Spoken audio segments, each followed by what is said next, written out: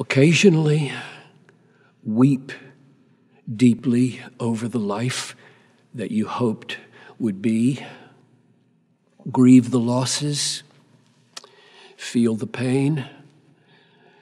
Then wash your face, trust God, and embrace the life that He's given you.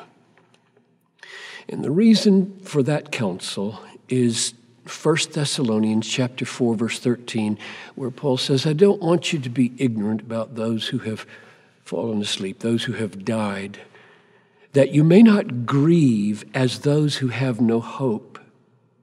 So there's real grieving, which he expects, and there's hope.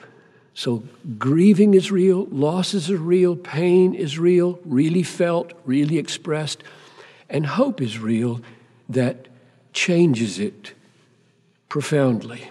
And I have in mind two kinds of losses: those who had something precious and lost it, and those who hoped for something precious and never had it.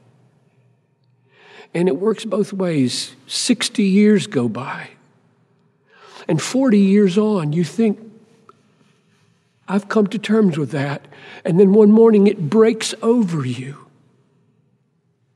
And you weep about a 40-year-old loss or a 40-year never have. And my counsel is, yes, go ahead, embrace that moment.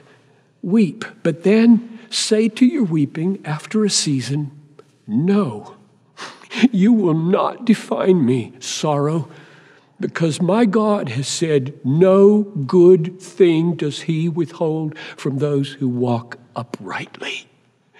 And therefore, even though it was good in one sense, and I miss it in one sense, I trust my God, and He has not withheld anything that is good for me. So yes, let there be weeping in those seasons.